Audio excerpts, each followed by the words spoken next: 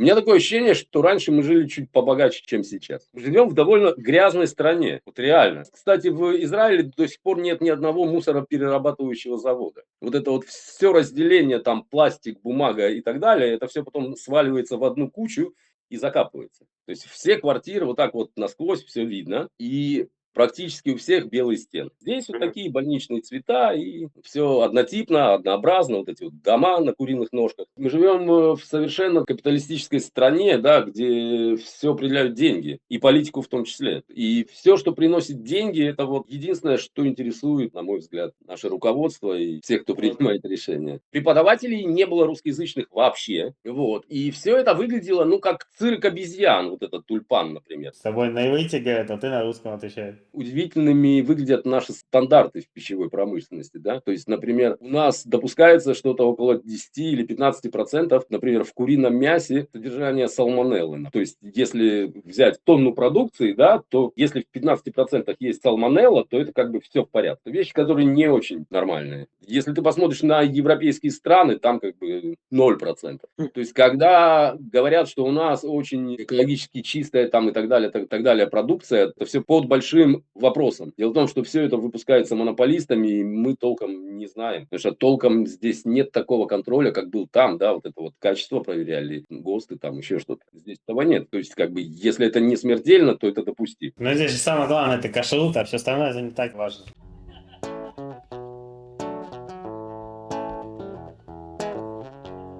Всем привет, друзья! Репатриация в Израиль – это всегда испытание. Смена страны, культуры, реальности. В 90-х сюда переезжали люди, убегая от нестабильности и надеясь начать новую жизнь. Сегодня мы сравним, как было тогда и как выглядит сейчас. Что улучшилось, что усложнилось и чем отличаются разные волны репатриации. Главный герой этого видео – Вадим, и в этом интервью он поделится своей личной историей. Почему он приехал в Израиль? Как прошла его репатриация? Какие удивления он испытал? С какими интересными моментами пришлось столкнуться? Какие минусы и плюсы для себя подметил? Мы поговорим о репатриации, экономике, религиозных перегибах, ценах, уровне жизни и о том, удалось ли ему интегрироваться в израильское общество. Мы также сравним репатриацию 90-х с нынешней тыквенной. В конце видео, как всегда, герой даст пару советов новым репатриантам и людям, которые только собираются переехать в Израиль. Давай сначала познакомимся, расскажи, как тебя зовут, кто ты, откуда. Меня зовут Вадим. Да, тут я из города Новосибирска приехал, из России в середине 90-х годов. Молодым парнем, как бы, после окончания университета. Расскажи, почему ты выбрал город Тверь? Когда я уезжал из Новосибирска, то в Сахнуте нам предлагали разные виды абсорбции в то время. То есть это прямая абсорбция, когда ты приезжал, получал деньги, и как бы тебя выбрасывали на улицу, да, ты шел там искать жилье, снимать что-то и так далее. Были люди, которые ехали в кибуц, и были люди, которые ехали в Мерказ Клиту, в центр абсорбции. Их было несколько по всей стране, сейчас, по-моему, осталось два или три центра. Я не знаю точно. Но, в общем, мне предложили поехать в такой центр абсорбции в городе Твери. Прилетаю я в Израиль, в аэропорту дают там все документы, деньги, и спрашивают, куда тебе такси? Я говорю, мне в Тверь. Они смотрят по бумагам и говорят, не написано ничего, что тебе в Тверь. Я говорю, как так? Что делать? Где должно было написано? Это у них в бумагах, вот у работников Министерства абсорбции, когда они тебя здесь уже, они принимали в аэропорту, они тебе давали такси. И ты им должен был сказать, куда ты едешь. Так вот, те, кто были в кибуце или в центре абсорбции, они были записаны у них там в каких-то бумагах. В общем, оказалось, что я не записан ни в каких бумагах, но в итоге они согласились, отправили меня в Тверь. Приезжаю я в Тверь, это утро, как сейчас помню, летом. Первым делом пошел за сигаретами. Выхожу из этого центра абсорбции. Главная дорога Твери, снесли, там не было асфальта, все это дело ремонтировали. И вот спускаюсь я по этой улице до Маколета, до магазина, вот, и вижу всевозможных персонажей. У меня было ощущение, что я попал в Ташкент. Вот, или в какой-то горный аул. Почему? В городе Тверь в то время ашкеназов почти не было. Это в основном все выходцы из восточных стран в то время там жили. Была всего лишь небольшая община ашкеназим, которые жили недалеко от Кинерета, там так называемая Шикун Алиф. Ну, короче говоря, купил сигареты, все это сделал. Далее была встреча с представителем Министерства абсорбции. Вот. Представитель Министерства абсорбции сказал, что меня никто, то есть им из Сахнута города Новосибирска не переслали никакие бумаги, что я должен быть вот в этом центре абсорбции. В общем, долго мы вели беседу, в конце концов место нашлось, и меня оставили там. Далее сказали, ты должен заплатить 500 шекелей за обед. Я говорю, Тов, я не хочу обеды. Мне говорят, если ты не хочешь обеды, значит ты не можешь учиться в Ульпане. Если ты не можешь, ну, не будешь учиться в Ульпане, ты не можешь тут жить в центре абсорбции. А типа сколько? 500 шекелей в месяц? Или как? 500 шекелей в месяц, да. В общем, вот такая вот непонятная ситуация, как бы заплатил я. А извини, пожалуйста, 500 шекелей в месяц это сейчас сколько? 500 шекелей в месяц, ну, это как сейчас, может быть, около 1000, скажем. А может быть и больше, потому что тогда пачка сигарет стоила в районе 6 шекелей. А сейчас она стоит в районе 30 шекелей, да. Это небольшие деньги, но когда тебе говорят, что у тебя как бы нет никакого выбора, да, то есть или ты здесь живешь и учишься, и платишь за обеды, или если ты не хочешь обеды, ты не живешь и не учишься. Как бы, ну, логики в этом нет никакой. Вот. Ну и, конечно, в Твери шок был еще, если ты гуляешь вечером. Во-первых, у большинства людей не было таких вещей, как шторы. То есть все квартиры вот так вот насквозь все видно. И практически у всех белые стены. Вот такой был шок. Потому что как бы белые стены у нас там особо не, ну, не практиковалось, да, люди или клеили обои, или, скажем, даже если красили, то в какие-то внебольничные цвета. А здесь вот такие больничные цвета, и все однотипно, однообразно, вот эти вот дома на куриных ножках. А почему вообще изначально ты поехал в Тверь? Почему там не в центр куда-то? В центре не было места в центре абсорбции. Было только на юге где-то, я не помню где, или Бершева, или не помню, или на севере. Ну, как-то на севере мне больше. То есть, Тверь сам по себе город интересный. И ты был в Твери? ну да, В пятницу, в субботу был? не уверен. Ну вот, если ты приедешь туда в пятницу и в субботу, то ты увидишь, что вся набережная, она пустая и все вымершее. В то время где-то, ну, огромная часть вот этих вот людей, которые жили в центре абсорбции, они все работали вот именно на этой набережной, потому что пятница и суббота, там была куча ресторанов, куча различных заведений, игровых автоматов, в общем, все, что хочешь там было. Очень много туристов, все гостиницы были заполнены туристами. Сейчас, как я понимаю, туристы тоже есть, но немного другие, скажем, это более религиозный туризм такой, скажем. Ну сейчас типа война из-за этого. Сейчас особо людей не едут сюда. Смотри, даже если люди приезжают, будут сейчас приезжать из-за границы, то им не предоставляется что-то такое. То есть там нет никаких развлечений на выходные, все закрыто. То есть это то, что вот наша религия, к сожалению, делает хорошие такие вещи для туризма. Ну, еще у меня был такой шок, когда я пришел в банк, и в очереди стоял мужик в шлепанцах и в трусах, в настоящих трусах. Вот. Ну, это было очень непривычно. Это было совершенно непривычно. Но сам город мне понравился в то время. Все-таки озеро и старинные здания, и было интересно. По первой работе куда-то пошел работать. Значит, первая моя работа была на Тахане Мирказит, на центральной автобусной станции, которая в то время была в Твери, сейчас ее нет уже. Значит, самое интересное это то, что люди, которые со мной работали, я имею в виду про выходцев из бывшего СССР, они все были очень интересные люди. В каком плане? То есть ты мог встретить там и кандидата наук, и какого-нибудь летчика бывшего, бывшего военного и так далее, тому подобное. То есть ты мог встретить тех людей, которых ты вообще не мог бы встретить в стране исхода, скажем, да, потому что если ты варился и общался в какой-то социальной группе, то ты, как правило, не пересекался с другими людьми. Ну, у меня вот так было. Вот. Работа была интересная, конечно, в каком плане, что А кем ты там работал? я мыл автобусы. Автобусы в то время мыли по ночам и мыли 3 человека. Значит, я подметал. Был человек, который заходил за мной, он мыл пол, и был отдельно человек, который мыл заднее и переднее стекло. Вот. И где-то к 10 часам там практически все начальство исчезало, и мы благополучно где-нибудь в каком-нибудь автобусе там спать можно было, там отдыхать, в общем. Делать часы. Да, да, да, да. Но, кстати, в том месте о часах речь не шла, там был нормированный как бы рабочий день и минимальная зарплата. И меня еще очень сильно удивило, какие вещи люди забывают в автобусах. То есть ты мог зайти в автобус, у тебя в автобусе сумки там с патронами, у тебя кто-то забыл автомат, кто-то До сих пор я не понимаю, что там, как переодевались, то есть ты мог найти там бюстгальтер, скажем, на полу. Ну, то есть какие-то непонятные вещи, как они там оказались. И продукты питания люди забывали, и деньги, и кошельки, в общем, все что угодно. Это было интересно. Но была там комната находок, куда, так сказать, вот там что-то сдавали, вот, что-то не сдавали. Ну, расскажи про столярку, ну, типа, про вторую работу. А столярная мастерская была интересная, она до сих пор существует. В общем-то, я к этому никогда не имел никакого отношения, но там я освоил как раз, научился какому-никакому столярному ремеслу и покраске и так далее. Там я проработал 7 лет. Вот там, можно сказать, ошаот на софотах. То есть работодатель никак не хотел тебе повышать зарплату, но предлагал тебе, ты можешь там и 16 часов работать, 17 часов, можешь спать там, не уходить как бы. И за 7 лет, честно говоря, я очень сильно вымотался от такого графика. И благополучно оттуда переехал в Иерусалим. До Иерусалима, вот расскажи, ты в 90-х потрудился, сейчас ходят слухи, что типа вот в 90-х там было сложно, что там были тяжелые условия труда, обманы на работе и все такое, что особо не было законов, там, которые контролируют там.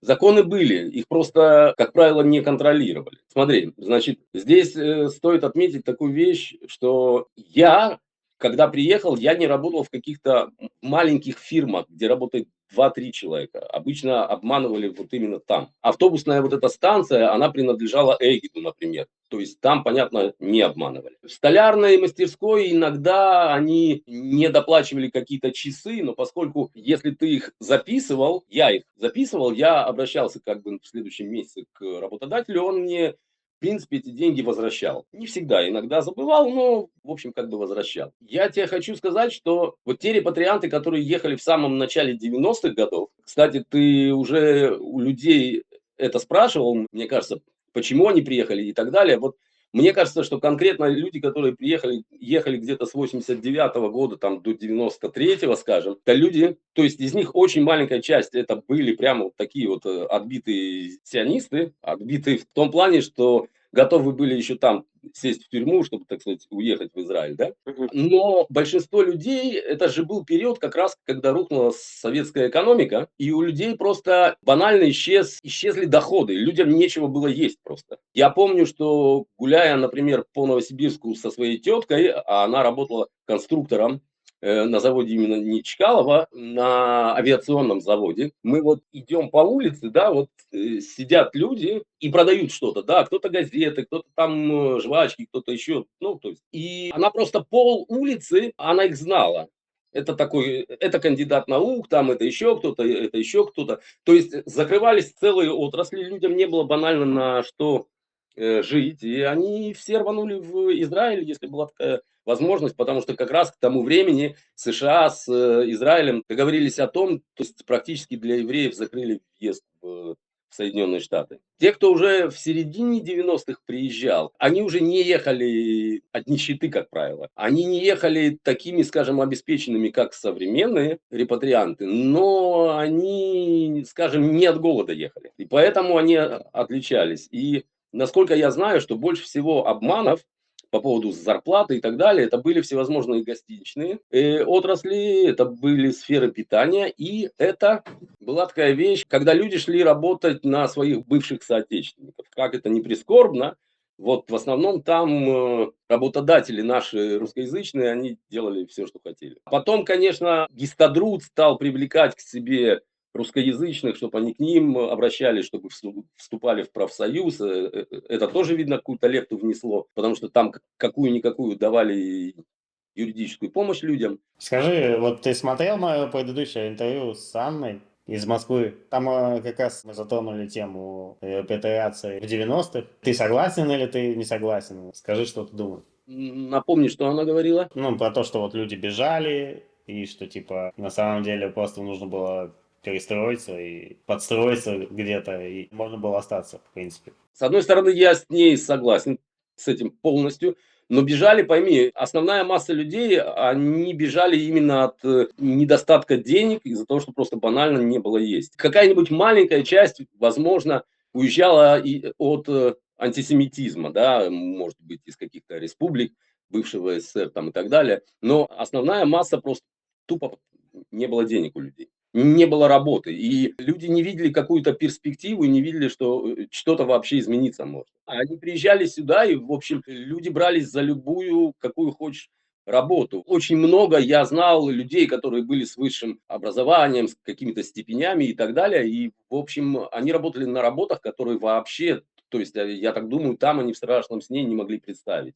То есть, человек, условно говоря, был каким-нибудь инженером где-нибудь на заводе, там, авиационном, скажем, да, а здесь он шел и заборы устанавливал там металлические или еще что-то. И мне кажется, это очень многим людям отчасти жизнь поломала, потому что ведь это не просто смена работы, это смена социального статуса, и ну, это ломало людей. Не всех, опять же. И ты удивишься, я вот до сих пор я знаю людей, которые живут здесь больше 30 лет и практически не знают иврита. А люди, которые живут вот в основном в местах скопления вот, русскоязычных, как они приехали, скажем, ты можешь встретить таких людей в Петахтикве, в Ришон-Леционе, которые приехали, устроились, скажем, работать на какую-нибудь фабрику, где 90% всех работников, они русскоязычные. В принципе, иврит им не нужен. Если им не нужен иврит, они не интегрируются в культуру, как бы, в местные реалии. У них есть русскоязычный врач, у них есть русскоязычный там почтальон, служащий где-то, у них есть русский магазин, у них есть русский магазин продуктовый, русский магазин мебельный, русский магазин одежды, да, и так далее, так далее, так далее. И эти люди до сих пор, например, больше знают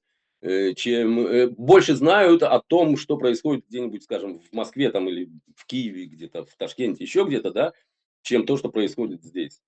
Вот до такого. Реально вот такие люди есть. Как Министерство абсорбции обманывало новых репатриантов? Ну вот начнем с того, как я приехал, да. То есть, чтобы ты понимал, из Новосибирска прилетел полный самолет тогда. Были э, прямые рейсы. И в Тверью, вот в этот центр абсорбции, нас приехало из аэропорта где-то человек, ну, не соврать, 20, если не больше. Вот. Я тебе скажу, что были люди, которые, например, их просто там не оформили, не внесли в какие-то списки, их не взяли. И представь, что человек приходит в Министерство абсорбции в Твери, иврита он не знает. Даже если он знает английский, то в Твери его никто не знает. Вот. И человеку говорят, вот тебе дали в аэропорту 2000 шекелей, ну иди куда хочешь, да? Человек выходит, и что ему делать, да? Ему надо где-то снять жилье, где-то, то есть это очень сложно. Я, например, первую квартиру в Твери, знаешь, какую мне сдали? Какую? Это была квартира, там есть такой район отдаленный, тогда был самый такой отстойный, Шикун-Далит, вот, где в основном люди жили в социальном жилье, и меня туда привез русскоязычный риэлтор, ну, из-за всей вот этой какой-то стрессовой, может быть, ситуации, потому что я никогда не снимал жилье, там у меня свое было, вот, в России. Я не один снимал, а со своим с дальним родственником мы вместе ее снимали. Все, подписали договор, все отлично. И только через несколько дней мы увидели, что в салоне там просто нет окон. Солнечный балкон, да, как называется на русском? Такой, который на всю стену. Окно на всю стену. Вот, это дело во всю стену. Сетки от комаров были. И мы просто, когда снимали, мы даже не обратили внимания, что там нет окон. И где-то прошло 2 месяца, началась зима. И вот в том году эта зима была, ну, такая, не как в этом году и в прошлом. Она была очень дождливая, помню, и холодно было. И, в общем, вот. С Министерством абсорбции еще такие интересные вещи, что они ведь ничего до конца не рассказывали, не давали толком никакой информации людям. Ну, это ж не Министерство абсорбции, получается, а сахнут, типа. Нет, это уже здесь, это уже как, когда ты приезжаешь, здесь ты уже общаешься не с Сахнутом, а именно с Министерством абсорбции. То есть, например, нас, у тех, у кого было высшее образование, послали в город Нацерет, там было отделение Министерства абсорбции по подтверждению высшего образования. Мы туда благополучно все, значит, приехали, сдали документы, потом получили все документы о подтверждении, и, в общем-то, никто даже не сказал, что, например, нужно еще проходить там курс какой-то или еще что-то. Ну, очень много не договаривалось, очень много. Знаешь, были вот эти склады одежды, склады там всевозможной техники. Я уже потом, через несколько лет, познакомился, у меня была знакомая такая бабушка, вот, к сожалению, ныне покойная, и она там работала, на вот этом складе.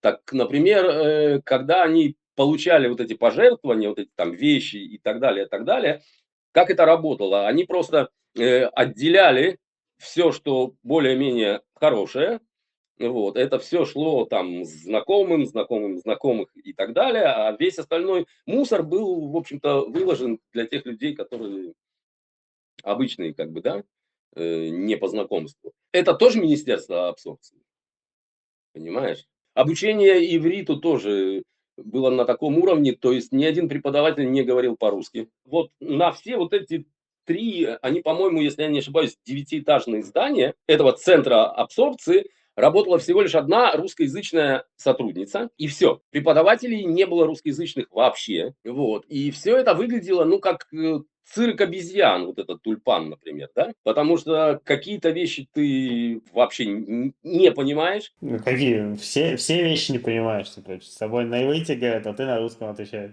Там, если ты чуть-чуть знаешь английский, там что-то можно, потому что преподаватели, они владели английским, то есть ты мог что-то как-то попытаться выяснить, чтобы тебе объяснили, но все это было, ну, на таком уровне. А вот в чем отличие в условиях репатриантов русскоязычных, там, и аргентинцев, колумбийцев? Вот это интересная тема. Значит, там вот эти два здания, в них жили русскоязычные репатрианты, причем условие было такое, что человек должен быть не женат, без детей, возраст что-то до 30 лет, что-то вот такое. И, значит, были комнаты, то есть это были не комнаты, это были квартиры двухкомнатные, отдельные. И вот в каждой такой квартире жило 4 человека, по 2 человека как бы в комнате, да. Когда я там пожил, я познакомился с аргентинцами, и у них было вот отдельное вот это третье здание. И, например, у них не было ограничения на семейное положение. Они как бы, у них ограничение по возрасту, да, по-моему, было какое-то, но они, неважно, это семейная пара или это человек-одиночка, они жили, например, в отдельной квартире. То есть вот у него отдельная квартира, 2 этих комнаты, скажем, да. Как это объяснялось? Ну, объяснялось тем, что русскоязычных очень много, их как бы невозможно так расселить. Дискриминация. Это вид дискриминации на самом деле. И никто ничего не бастовал там? Нет? Против никто не был? Смотри, в разговорах-то были, но как бы к чему? Что делать? А вот то, что есть. Например, был еще центр абсорбции, который был ближе к центру, ближе к озеру, вот вниз туда спускаться, если. Здание бывшей гостиницы. Там жили репатрианты из Эфиопии. И что там было? Там было очень интересно. Я не знаю до сих пор от чего. Они выставляли окна, они их просто снимали и завешивали окна одеялами. Да, вот такое было. Может быть, какая-то традиция культурная, не знаю. Ну, может, там было что-то за этими одеялами, что-то происходило. Давай тогда про переезд из Твери на территории или в Иерусалим сначала, что было? Почему вообще, если все там было неплохо, почему ты вообще куда-то решил переехать? Тверь уже стала меняться. Уже, то есть, смотри, в Твери я, в принципе, быстро нашел себе занятие, потому что в Твери тогда было очень много репатриантов, и у меня так получилось, я участвовал там в выставках и так далее, и тому подобное, вот, неважно сейчас. И, в общем, как бы жизнь там была интересная. Но, во-первых, у меня появилась подруга, которая получила работу в Иерусалиме. Русскоязычная? Местная. И мы решили переехать. И мы переехали в Иерусалим, в такой знаменитый квартал Катамоны, вот, недалеко от Мальха. И в Иерусалиме я жил тоже довольно долго, ну, относительно лет 5, может быть. И у меня там была очень интересная работа. Я работал с одним интересным таким парнем марокканского происхождения. Мы с ним были примерно одного возраста, и мы делали ремонты. А где мы делали ремонты? А ремонты мы делали в Меа-Шеарим, в религиозном квартале. Значит, мы познакомились там с одним мужиком, которого звали Яков, и он нам подыскивал эти квартиры. Мы говорили, сколько это будет стоить. Соответственно, он этим людям, видимо, другую цену говорил, Ну, конечно. на этой разнице он жил. Вот. Интересно было то, что в ремонтах ни я, ни вот этот вот парень, мы не были как бы профессионалами, но те люди, которые там живут, они в этом вообще не понимают. Поэтому мы казались им просто небожителями там в плане ремонта. То есть, например, поменять трубы и по ошибке пустить в унитаз горячую воду, как бы это было в порядке вещей. Вы приходили, переделывали или как? Иногда приходили, переделывали, но если уже деньги заплатили, то мы просто, ну, не возвращались больше. Но чем этот Яков религиозный был интересен? Значит, тема оплаты. Я думаю, что сейчас это мало изменилось. Значит, люди там ходят с кучей денег наличными. И наличные эти очень часто это доллары. И этот Яков платил каждую неделю по пятницам до наступления субботы. Если он не успевал, он приезжал на такси прямо ко мне домой, чтобы отдать эти деньги. Единственное, о чем я так периодически с ним спорил, что что ты мне эти доллары таскаешь? Вот. Давай мне в шекелях как бы там менять их, еще что-то. Ну, то есть, это такое. Ну, раньше же не следили за этим особо. Нет, но тогда как раз что-то сделали, какой-то закон. То есть до этого, в принципе, на доллары ты мог долларами оплатить покупку. Я не знаю, как в супере, но я помню, что вот в Маколитах, да, в каких-то, то есть ты мог вполне дать доллары, и тебе как бы дадут сдачу в шекелях. А там сделали какой-то как раз закон, когда ты мог менять эти доллары только или в банке, или в обменном пункте, ну, что-то вот такое. Не мог прямо вот платить ими. Вот. И мне это было неудобно. И вот этот Меа Шеарим, я тебе скажу, что они участвуют как в нашей обычной экономике, но у них есть вот просто четко, можно сказать, у них есть своя какая-то серая экономика, которая вот как раз охватывает все вот эти вот центры их компактного проживания, да, скажем, Меа Шеарим, Геула, там, и Бней-Брак, я думаю, то же самое. Например, там были магазины такие, что если ты не знаешь, ты никогда не подумаешь, что есть магазин. Например, обычное здание, ты можешь подняться на какой-нибудь, на третий этаж, позвонить в дверь, тебе открывают дверь, а внутри у тебя магазин, например. По продаже там каких-нибудь, условно говоря, там рубашек, например. Понимаешь? То есть это вот так вот. Для своих, короче. Я думаю, до сих пор оно так и работает. Ну да, до сих пор так работает. Ну давай, расскажи про жизнь в Иерусалиме. И Иерусалим тогда тоже отличался от того, как он сейчас выглядит. То есть Иерусалим, в принципе, религиозный город всегда был, да? Но и Иерусалим когда-то был, там жило довольно много светского населения. Были целые кварталы, где, в общем, религиозных практически не было. Ни в каком виде. Я тебе сейчас и про Харидим говорю, и про вязаные кипы, там, в принципе, нет разницы между ними никакой, да?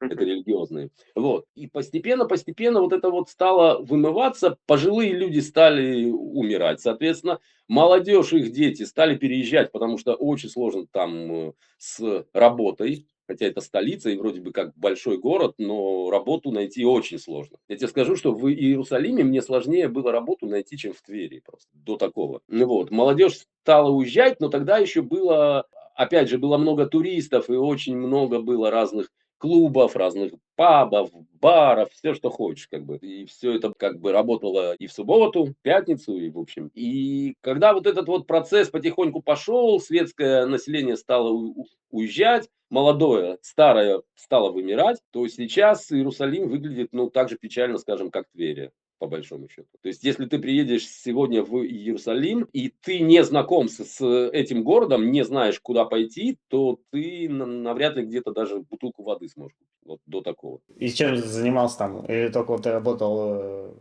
Я работал вот на этих ремонтах, а потом стал работать в одном кибуце на Мертвом море. И тогда вот как раз, когда я работал в этом кибуце, поскольку ехать туда было больше часа, ну, понятно, были подвозки, но это было ну, долго, это где-то часа 2,5-3 в день уходило только на дорогу, то я нашел себе жилье там в поселении в светском. Тогда оно было вот вообще 100% светским тоже. Я могу сказать, это был Мале Ефраим, вот, в Иорданской долине. Сейчас это поселение тоже изменилось. Я там был, сейчас уже там опять же очень много религиозных появилось. Они построили там ешиву, и, в общем, что из этого дальше будет, сложно сказать. Ну, расскажи про жизнь в поселении. Чем она отличалась от городов?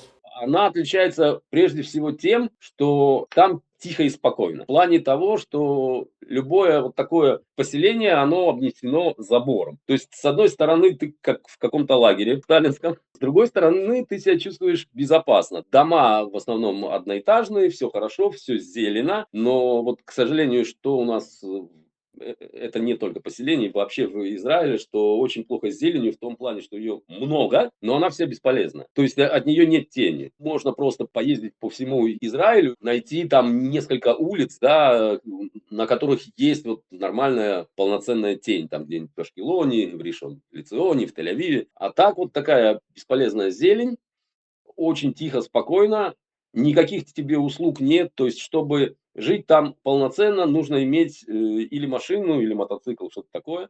Потому что автобусы ходили оттуда 2 раза в день, утром и вечером. Автобус ездил в Ариэль, и 2 раза в день, утром и вечером, был автобус в Иерусалим. Но сейчас не изменилось, наверное, сейчас то 2-3 раза. С автобусами я уверен, что ничего не изменилось. Там у тебя нет никаких услуг практически. Ну, в некоторых поселениях там есть, конечно, парикмахерские, еще что-то, но, как правило, ничего, кроме магазина. А вот в этом поселении, кстати, жило много аргентинцев, и там даже был русский магазин. Я думаю, он и сейчас есть. А еще я жил в небольшом поселении Мигдалим, то там еще было сложнее. Туда ходили только автобусы, которые бронированы. И там не было даже магазина. То есть, если что-то тебе нужно купить, там ты остался без хлеба, это нужно ехать в Ариэль. Но там, конечно, живут более люди, скажем, видимо, вот именно из-за этой жизни они более помогают друг другу. То есть совершенно спокойно ты можешь прийти к соседу, сказать, там, мне нужно к врачу там завтра, и тебя совершенно бесплатно там отвезут куда-то там. Расскажи, вот зачем вообще, зачем люди там живут? Если вокруг арабы,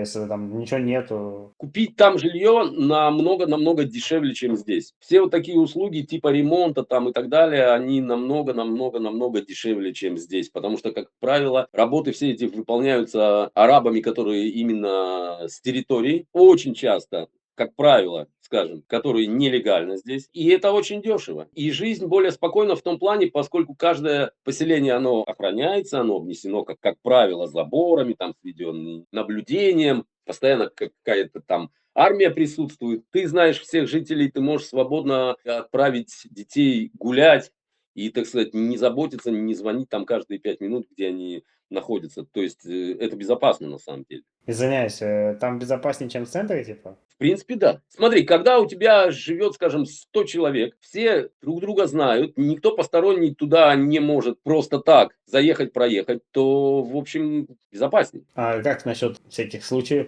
которые там происходят? Больше, чем в центре. Они обычно происходят на дорогах, это происходит на перекрестках. Очень-очень редко, когда каким-то, скажем, удавалось или удается именно проникнуть на территорию. Но когда это происходит, это же заканчивается чем-то плохим. Да, но вероятность, что в тебя кто-нибудь, скажем, нож воткнет где-нибудь в Тель-Авиве, я не думаю, что она в поселении как бы более высокая. Если сравнивать с поселениями вот возле Газа, то, что было. Там же тоже так думали. Да, я согласен с тобой, да, да. То есть, как бы, если будет ими задумано вот такое масштабное вторжение, то понятно, что никакой забор там не поможет. Но смотри, то, что произошло в Газе, это произошло как бы пока что один раз, да, и будем надеяться, что это больше не будет. Его хватило. Я надеюсь, что тем, кто принимает решения, те, кто как бы им это хватило, хотя не уверен.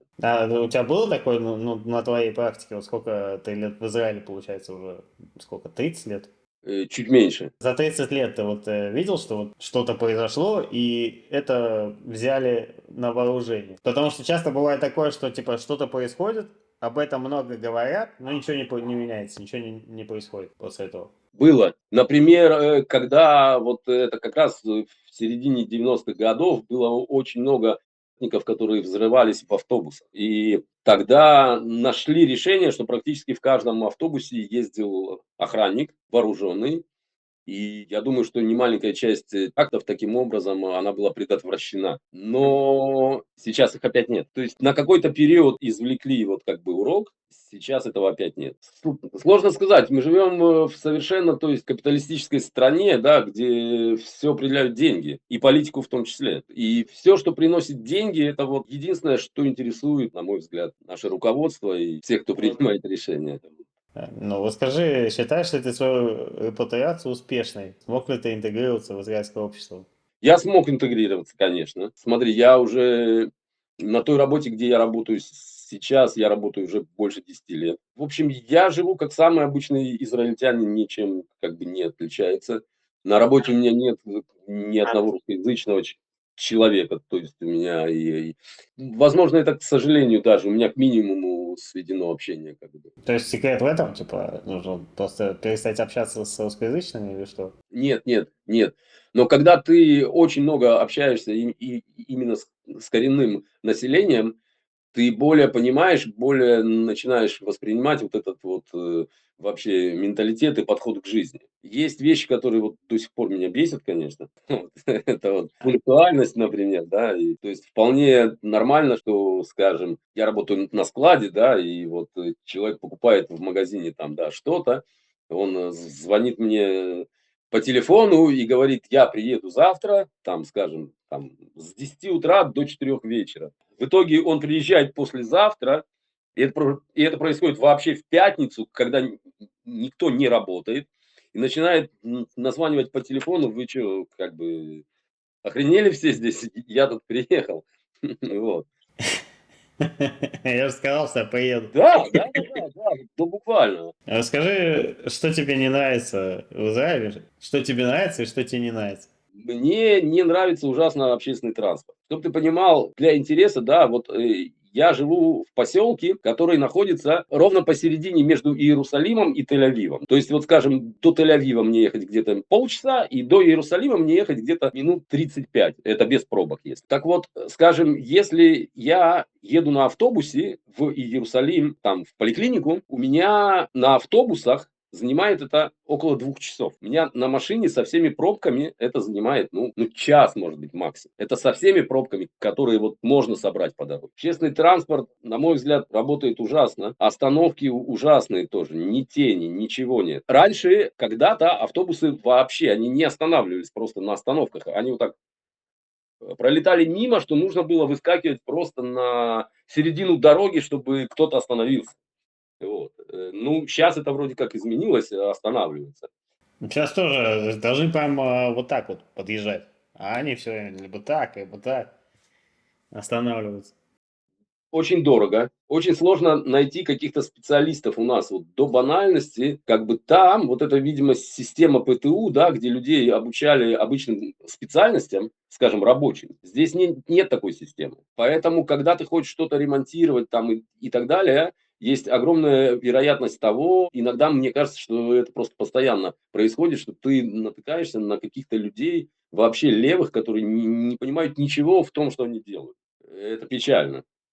Вот ты знаешь, кстати, после того, как я посмотрел несколько интервью с людьми, которые ты снимал, есть такая вещь, на которую я уже давно, много лет не обращал внимания, а тут вдруг обратил внимание. Это вот на то, что живем в довольно грязной стране. Вот реально. Особенно очень часто я это слышу от тех, кто приехал из Беларуси. Не знаю почему, не знаю, правда ли у них так все чисто, но у нас, кстати, в Израиле до сих пор нет ни одного мусороперерабатывающего завода. Вот это вот все разделение, там пластик, бумага и так далее, это все потом сваливается в одну кучу и закапывается. Но говорят, что есть какой-то завод. Есть какой-то завод старый, который, так сказать, работает там непонятно как и с чем. 90% всего мусора, он потом объединяется и закапывается. Это вот факт такой. Жесть. В последнее время ухудшилась медицина у нас сильно. Ты знаешь, я когда приехал, все было так в новинку здесь. То есть я приехал оттуда, где еще ходили от врача к врачу с бумажной такой. Вот. А здесь уже все было компьютеризировано, врачи и так далее. Сейчас вот я общаюсь с дочерью, она живет в Новосибирске, у меня такое ощущение, что там лучше медицина. Не экстренная, а вот именно медицина профилактическая и медицина, скажем, мне как-то нужно было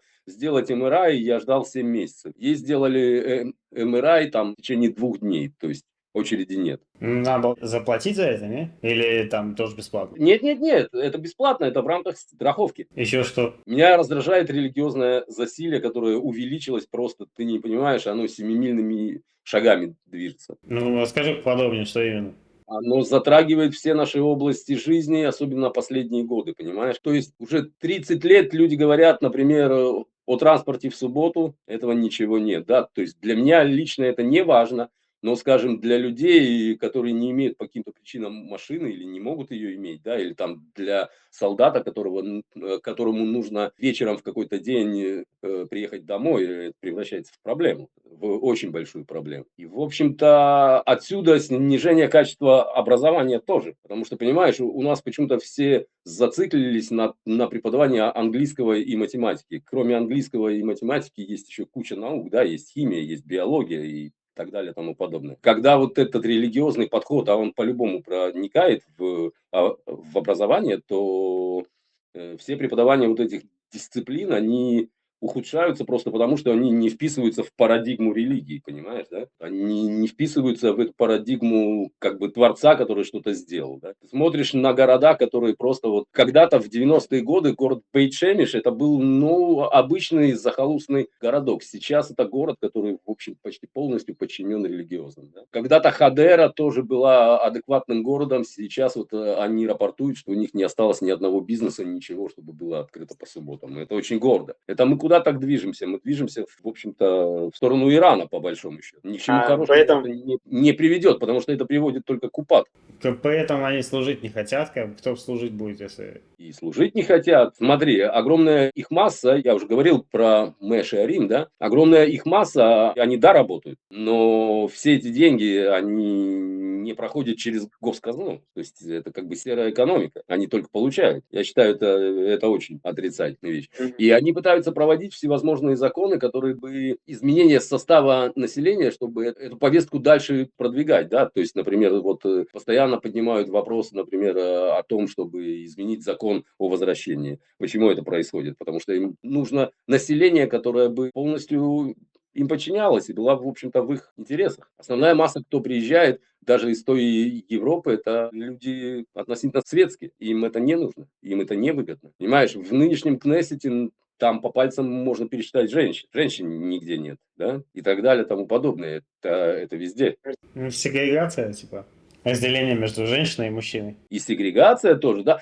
Ты, кстати, в курсе, что очень многие, часть должностей, скажем так правильно, в Израиле женщины не могут занимать? Например, какие? Ну, например, быть главным археологом в Иерусалиме. Никогда женщину не назначат. Археологом? Археологом. Только по той причине, что ей бы пришлось общаться с теми, кто руководит всеми этими процессами стены плача и так далее, так далее, так далее. Они не готовы общаться с женщинами, даже по работе. А расскажи вообще, чем занимаются археологи в Израиле, раз мы уже пришли к этому? У нас, в принципе, очень много археологических объектов, очень интересных. Они все сконцентрированы от Иерусалима, скажем, до Латруна и на юг в сторону Ашкелона явно. Все остальные территории, там мало что-то такого значимого, и все они в жутком запустении. Особенно то, что касается объектов, которые не связаны с иудаизмом. Например, ты когда-нибудь был замок Манфор на севере Израиля? Это мощное такое, остатки мощного сооружения, которые, по-моему, только, может быть, года 2 как стали там что-то как-то прибираться, потому что все просто в таком запустении, что ужасно. Да, все эти постройки в Твери тоже, они в плачевном состоянии.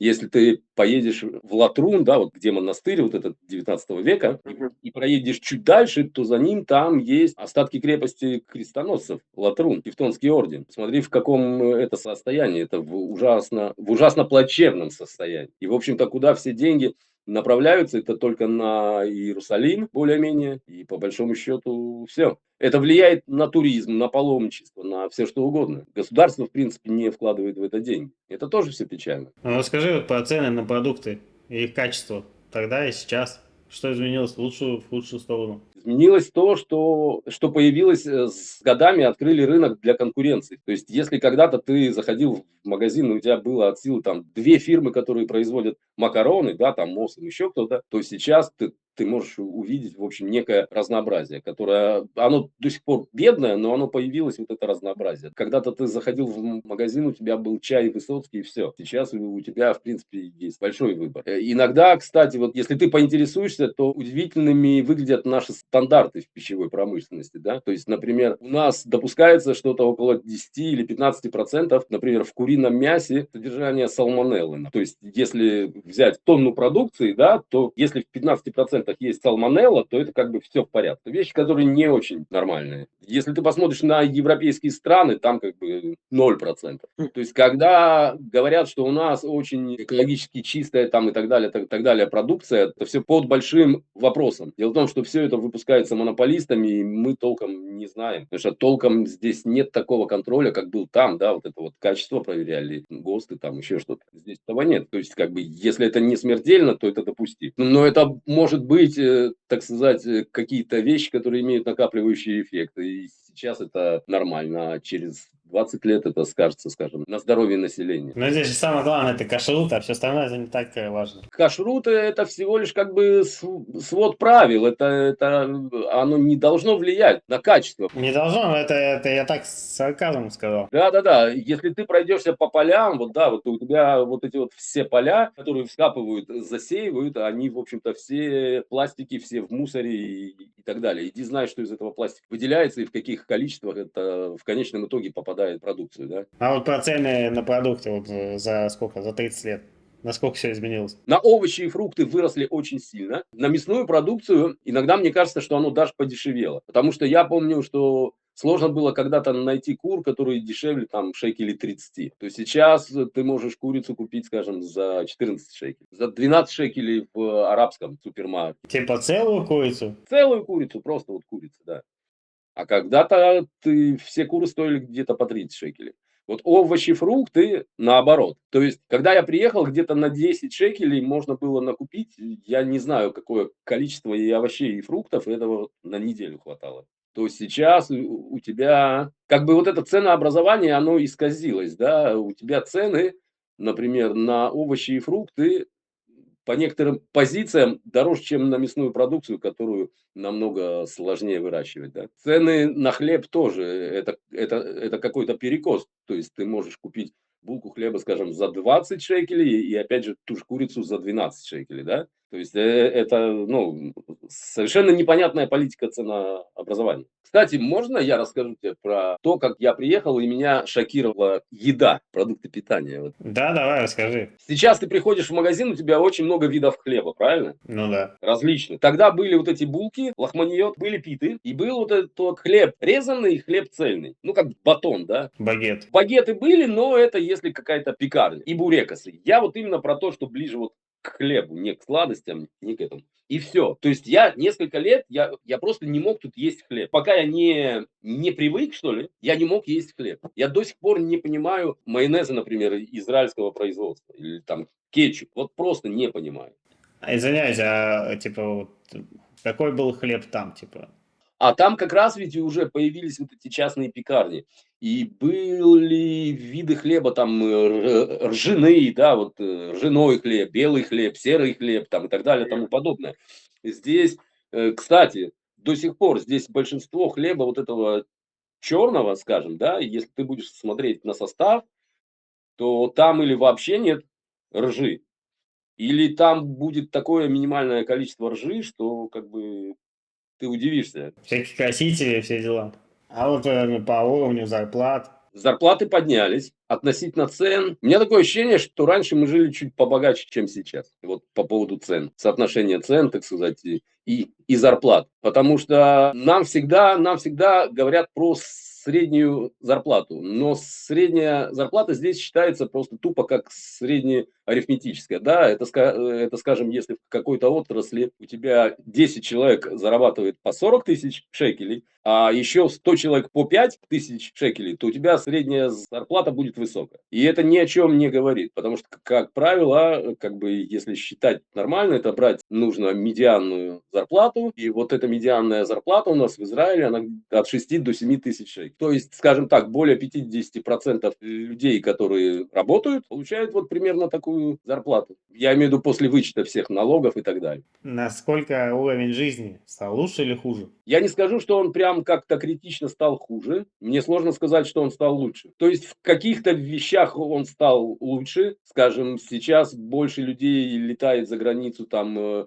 позволяет себе отдых за границей и так далее, потому что все это подешевело. С другой стороны, у нас по отчетам организаций, вот насколько я знаю, которые занимаются раздачей бесплатной продуктов, магазинов, например, там Латет, еще есть. По их данным, у нас более миллиона человек, там почти под 1,5 миллиона, это люди, которые голодают. То есть это те семьи, которые обращаются за помощью, чтобы им дали продукты самые базисные, там по типу какой-нибудь крупы, растительного масла и так далее. А вот насчет недвижимости, у тебя есть вообще с этим связан опыт какой-то? Когда я жил еще в Твери, там есть старая гостиница, которая уже много лет, она не гостиница, это там, где расположен магазин Машбир Цархан. Так вот там распродавали вот эти вот номера, их распродавали, хотели это сделать, чтобы было как жилое помещение, вот. И стоило это 25 тысяч долларов. Доллар стоил около 4 с чем-то там шекелей. То есть, в принципе, мне многие советовали купить, я почему-то этого не сделал, глупый молодой был.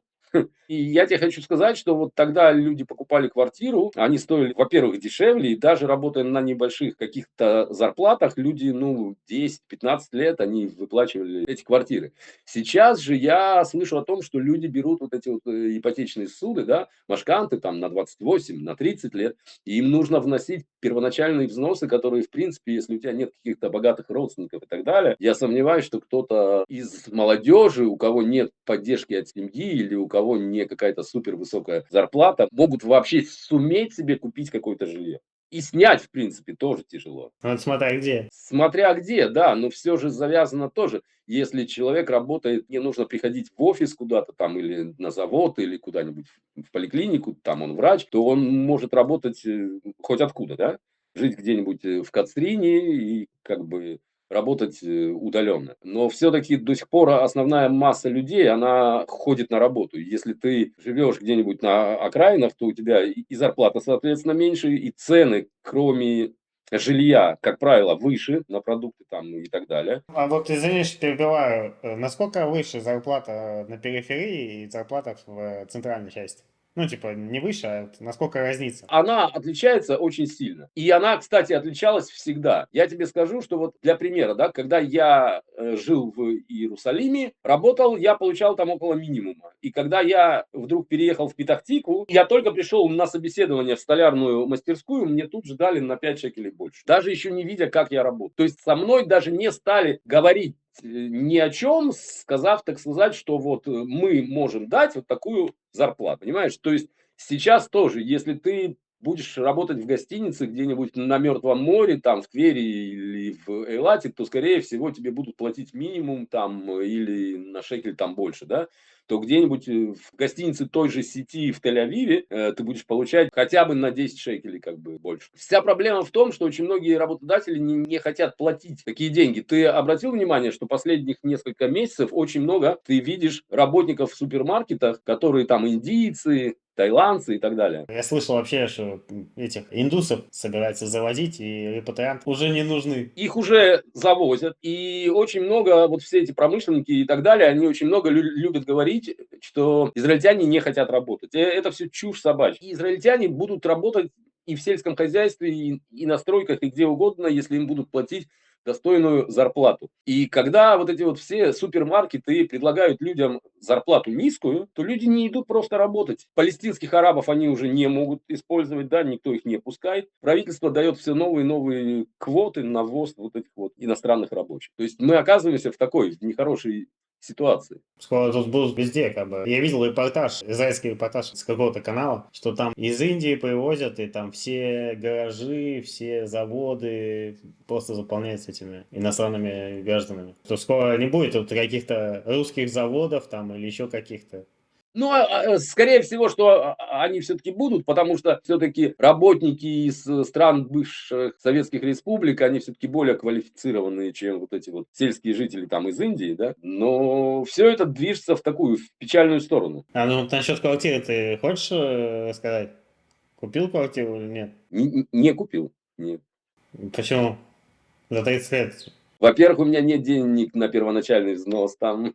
Люди пишут, что за 30 лет они там все, типа, 10 квартир купили, там, и у детей квартиры, и там все хорошо устроились. Раньше квартиры стоили дешевле, раньше квартиры было намного проще. Раньше очень многие риэлторы, особенно русскоязычные, они использовали такую схему, что там, я ее точно не знаю, но смысл был в том, что банк тебе давал суду практически на 100%. То есть там ты должен был внести 10%, на 90% ты получал суду, и еще ты мог взять какие-то суды, типа на ремонт, на еще что-то.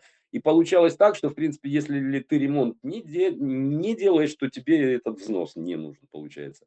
Вот. То есть ее просто, эту квартиру было намного проще купить. А сейчас не забывай, что вот особенно квартиры в современных домах, там намного выше эту квартиру содержать. То есть, скажем, если дом в 15 этажей, в нем есть 2 или 3 лифта. Вот я был в таких домах, там обязательно есть иштах-зука, как-то по-русски, но это типа слесаря, который там Слесарь. устраняет какие-то поломки и так далее, 24/7. Там есть уборщицы, которые как бы полный день работают. Там очень высокая арнона, то есть земельный налог. И содержать этот дом за вывоз мусора, за лифты, за уборку и так далее, так далее. Что, в принципе, ты можешь взять вот эту машканту, купить квартиру, а просто потом не сможешь в ней жить, потому что, скажем, у тебя будет выплат намного больше, потому что содержание такого дома намного выше, чем тех домов, которые тогда покупали, да, вот эти вот старые дома. Ну да. Вот про арабо-израильский конфликт. По поводу этого конфликта, смотри, я смотрю то, что общество стало все более разобщенным, и появилось очень много крайне правых партий и вообще мнений в обществе. То есть, как бы люди представляют себе, что если сейчас отсюда выселить всех арабов, уничтожить всех палестинцев, то все будут жить счастливо и счастливо, и все будет классно. Этого никогда не будет. И, на мой взгляд, нужно искать какой-то выход, чтобы было два государства, потому что вместе мы навряд ли сможем жить в одном государстве. И нужно стараться решать это все мирным путем, потому что ни к чему это не приводит. Ну, то есть ты типа за прекращение боевых действий. Есть два мнения, есть, которые хотят прямо сейчас остановиться, а есть такие, которые будут там еще 20 лет воевать. Нормально все. Да, но вот кто выигрывает от войны в течение 20 или 15 лет? Выигрывают оборонная промышленность, которая на этом деньги зарабатывают. Выигрывают высокопоставленные офицеры, которые тоже на этом деньги зарабатывают. И выигрывают всевозможные, так сказать, буржуины и капиталисты. Ну, я в шутку их так называю, да? Журналисты военные выигрывают. Рассказывают, какая война будет постоянная. Я хочу сказать, что еще 30 лет назад израильтяне свободно ездили практически в любые арабские города, палестинские, от Рамалы до Ерихо, Бейт-Лехем и так далее, так далее. И люди там в Ерихо в казино ездили, там за покупками и так далее, так далее. И все было как бы нормально. Но весь этот конфликт выгоден. А вот что ты думаешь про ПТСР военных и то, как это все... Никто никого, никакой помощи не получает психологической. А потом политики пишут у тебя в соцсетях, типа, вот, еще один погиб, так жалко, типа. Ну, а по факту, как бы, никакой помощи не оказывается. Кстати, то, что мы сейчас видим, вот эту вот волну самоубийств, я бы сказал, массовую даже, да, можно сказать, потому что каждый месяц, вот чуть ли не каждые 2 недели что-то происходит такое, что, в принципе, вот за все годы конфликта это тоже было, но это не было так массово распространено. То есть это говорит о том, что те военные, которые возвращаются с войны, во-первых, нам не говорят, что там происходит, потому что и на войне тоже, да, можно вернуться с синдромом, можно вернуться не с синдромом и так далее, смотря что ты там видишь. Потому что не стоит забывать, что все эти ребята, которые попадают в боевые части, они проходят очень сильный там и интеллектуальный отбор, и психологический, и психиатрический, и какой хочешь. То есть, если это такие люди, да, ломаются, то это говорит о очень многом нехорошем. Что они там видят? И государство, да, вот это просто печально видеть, что государство никак... Такое ощущение, что оно не заинтересовано вообще в этих людях. То есть то, что мы видим, и по отношению к заложникам, которых там 2 года возвращали, это мы видим то, что, на мой взгляд, Израиль утрачивает вот эту вот свою концепцию, что мы страна, которая защитит любого еврея, там, скажем, где бы он не был, но хотя бы, если вот он в Израиле, да, и эта концепция, она вот так вот очень плавно ломается просто. И я считаю, без нее у нас особо будущего нет.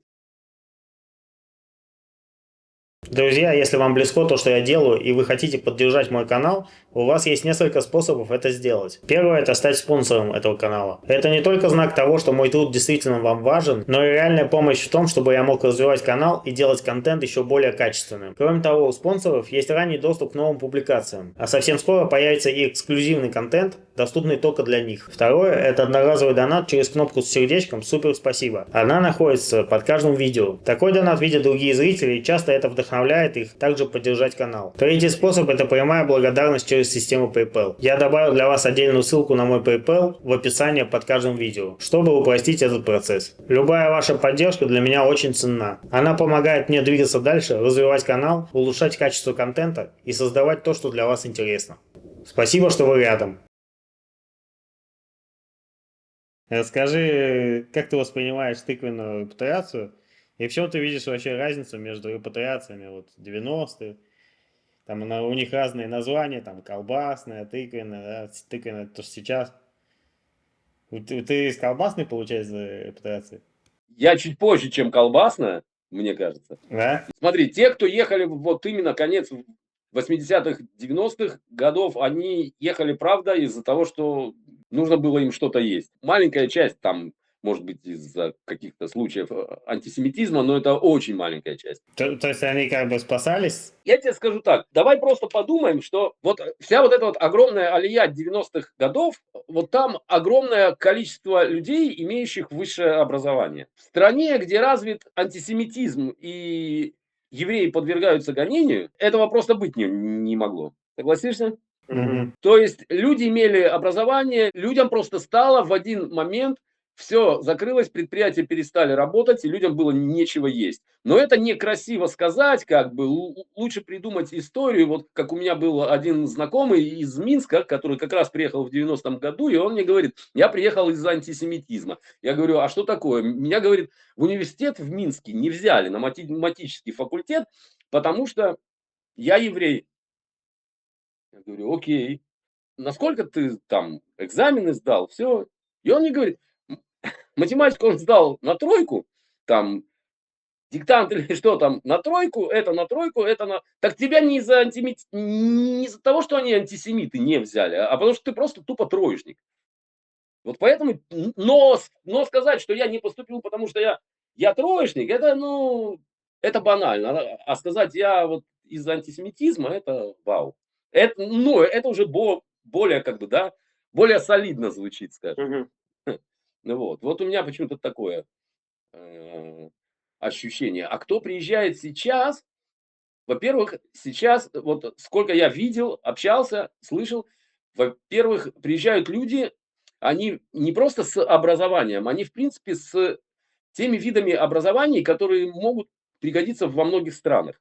Они, очень многие из них на хорошем уровне владеют иностранными языками, там, английским, скажем, там, французским, там, кто каким, да. То есть у людей нет с этим проблем. Это люди, которые приезжают с деньгами, как не все, но я имею в виду те, кто, как правило, из крупных городов. У них есть какие-то деньги, и поэтому они могут вот вкладывать их и в себя, и так далее. И они менее злые. Просто по жизни они менее злые, чем те, которые приезжали в 90-е годы. Ну, то, что они с претензиями, вот это все, контраст. Все, кто с претензиями, это сильно очень контрастирует на фоне тех, кто приехал в 90-х. Поэтому они прямо так яростно начинают сопротивляться. Да, и плюс к этому они приехали, у меня иногда ощущение, что они приезжают оттуда, где уровень жизни, может быть, не во всем, но во многом выше, чем у нас здесь. То есть я однажды, вот ко мне приезжала дочь, и я специально поехал с ней в супер, и вот мы идем по суперу, и я показываю, а вот у нас вот хумус есть вот такой, у нас тут хумус есть с этими, с кедровыми орехами, там еще какой-то, еще какой-то. А она мне говорит, а у нас есть еще такой, такой, такой-то. То есть у нас тут 4 вида хумуса, в каком-то, извини, Новосибирске их там 24 вида хумуса. То есть их и удивить нечем, по большому счету. Это не Москва даже, как бы. Это даже не Москва. То есть сказать человеку: идем в зоопарк, и сводить его в зоопарк в Иерусалиме после того, как человек был в том же новосибирском или московском зоопарке, ну, это примерно вот как если бы 100 лет назад приехать в зоопарк в Жмеринку. Как бы я смеюсь, да, но это не то. Когда мы здесь приходим в театр зимой и мокрую куртку пытаемся пихать вот между коленями, да, мы уже забыли, что вот есть театры, в котором есть гардероб, например, да. То есть многие вот такие вещи. Так что я считаю, что чем больше этих людей будет приезжать и оставаться здесь, и если помогать им как бы интегрироваться, чтобы врачи работали врачами, там учителя учителями, инженеры работали инженерами, а не какими-нибудь там автомеханиками, да, то мне кажется, что у нас страна будет намного лучше выглядеть. Ну, по факту, типа, Израиль теряет вот этих людей, потому что они здесь поезжают и видят, что отношения, которое никакое, и потом уезжают куда-то отсюда. К сожалению, да. И, к сожалению, немало на самом деле. Это печально. Ну, все, типа, что ты можешь посоветовать новым репатриантам и людям, которые собираются репатриироваться? Я считаю, что перед тем, как человек едет, нужно очень хорошо посмотреть как можно больше информации от людей. Какие-то передачи, какие-то, ну, так сказать, там в "Ютьюбе", еще где-то, да, почитать. И как-то попытаться для себя осмыслить, чем человек готов здесь заниматься. Потому что если человек работал, скажем, условно говоря, каким-нибудь инженером-гидротехником, то он должен четко понимать, что инженером-гидротехником он здесь работать никогда в жизни не будет. Готов ли он здесь пойти работать, скажем, там, условно я сейчас, мыть посуду, например. Многие люди об этом не задумываются. И очень многих людей это очень сильно ломает. То есть как можно больше информации и анализировать ее. И, конечно, начинать учить, пытаться учить язык до того, как приехали в Израиль, и лучше задолго. Ну и, Все? конечно, не строить особо иллюзий, мы не Америка, к сожалению. А что думаешь, в Америке прям все так круто, как показывают в фильмах? Нет, не все так круто, как показывают в фильмах, но там есть своя прелесть. У меня отец работал в Америке с 85 по 88 год, что ли, по обмену. Тогда же был вот этот обмен специалистами. Вот, и Мгм. он работал на Аляске, он геолог был. Там не все круто, но очень много хороших вещей, и это уже как такой, как миф, скажем. Как некая такая сказка, в которую очень многие люди верят, и очень многие как бы с этой верой вот так и живут. Вот именно вера, Ну, смотри, в Израиле тоже есть определенный миф, в который люди верят. например. Ну, что здесь все круто, типа, и ничего плохого нет. Переедешь, все будет отлично. Для человека, который приехал в 90-е годы, для него было это супер круто, потому что тогда в бывшем СССР ты мог купить, скажем, овощи или фрукты по сезону, да, то есть зимой у тебя не было огурцов, у тебя не было помидор, потому что просто они тупо не растут там под снегом зимой. А здесь люди приезжали и вдруг видят тут круглый год у тебя и это есть, и это, вау, круто. Вся проблема в том, что те, кто сейчас приезжает, для них это банальность. Правильно? Я думаю, что в каком-то в более-менее крупном городе, где-нибудь в России, на Украине или еще где-то, не проблема и зимой купить там огурцы, помидоры и так далее, включая бананы. Так что вот. Ну, спасибо тебе, что захотел поделиться, прийти на мой канал и сказать. Спасибо тебе за этот гизон. Это Израиль, детка. У-у-у. Ага, тут жизнь не конфетка. Это Израиль, детка. У-у-у. Ага, тут жизнь не конфетка.